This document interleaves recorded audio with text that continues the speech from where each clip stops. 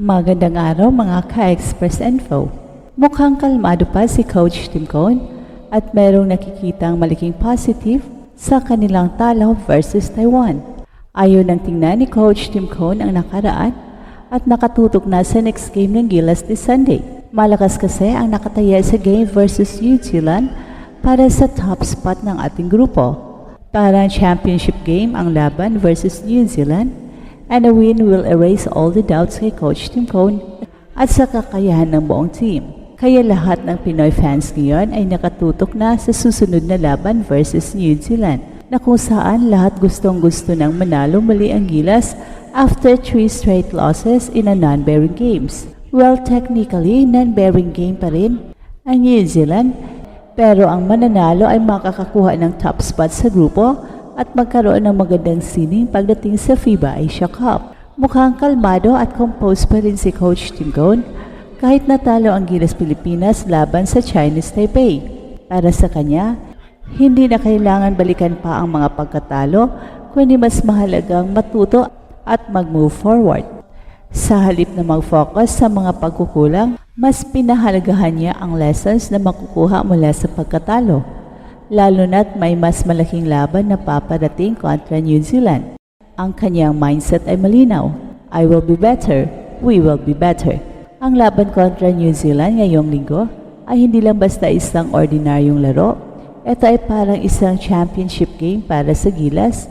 Malaki ang nakataya dito dahil ito ang magdidikta kung sino ang magiging top team sa ating grupo.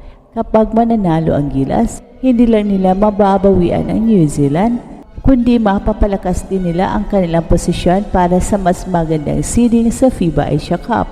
Kaya naman siguradong todo paghahanda ang team para sa laban na to.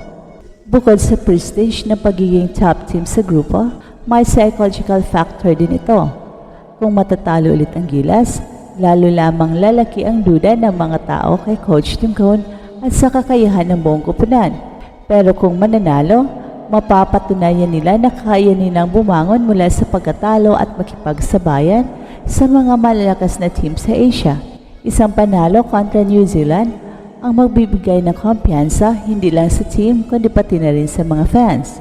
Well, alam nating lahat na hindi naging maganda ang performance ng Gilas sa huling 3 non-bearing games nila. Kaya naman mas gutom silang bumawi at ipakita ang tunay nilang lakas. Kahit technically, non-bearing rin ang game versus New Zealand, hindi ito basta-basta lang dahil may pride at momentum na nakasalalay. Ang isang panalo ay makakatulong upang mabuo ang chemistry ng team at may pakita na handa sila sa mas matitiling laban sa hinaharap. Kaya naman mataas ang expectations ng mga Pinoy basketball fans sa laban na ito. Gusto nila makita ang ibang Gilas mas agresibo, mas matibay ang depensa at mas buwang teamwork.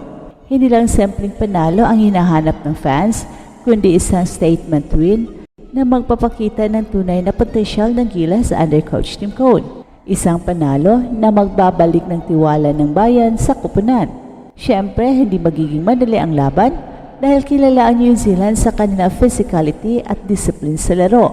Matagal na rin tayong hindi nanalo kontra sa kanila.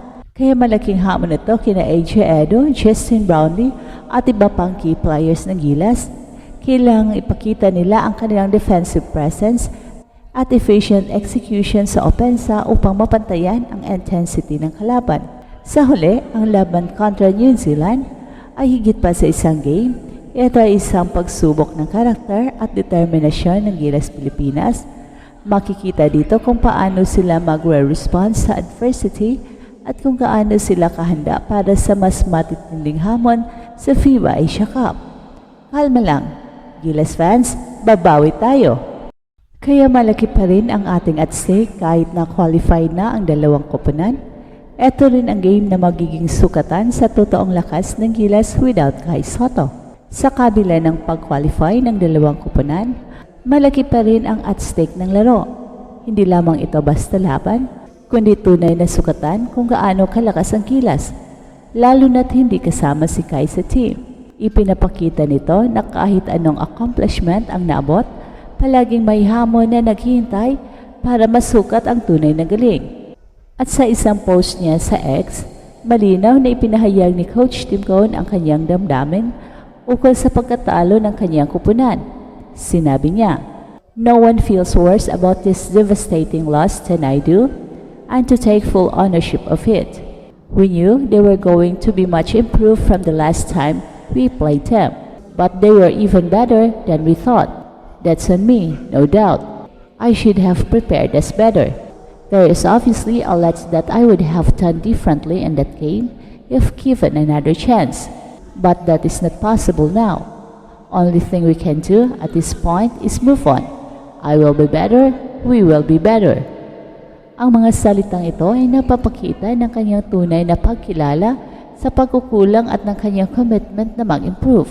Ang pahayag ni Coach Tim Cone ay hindi lang simpleng pag-ako ng pagkakamali, kundi isang paalala na sa bawat laban, mahalagang mag-reflect at matuto mula sa pagkatalo. Ang pagiging bukas sa mga pagkukulang ay nagbibigay daan para sa mas matibay na pagsasanay at pagbuo ng strategy para sa mga susunod na laro. At dahil dito, nagiging inspirasyon ito sa buong koponan na magtrabaho pa ng mas mahirap. Ang laban na ito ay magsisilbing litmus test para sa Gilas.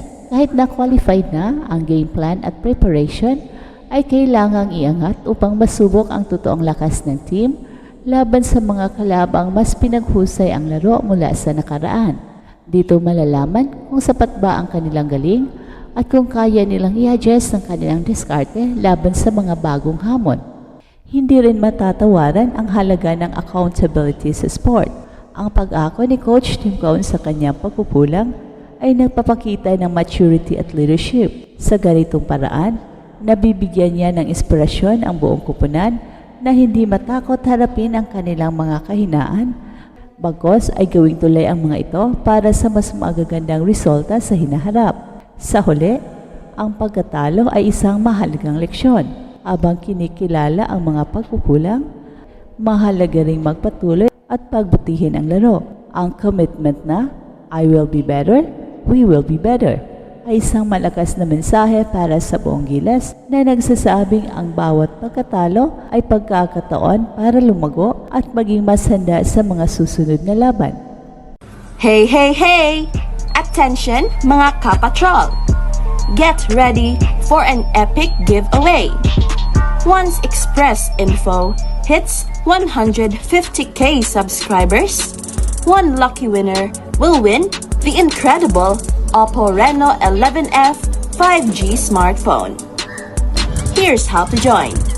Step 1. Subscribe to Express Info right now. Step 2. Like this video.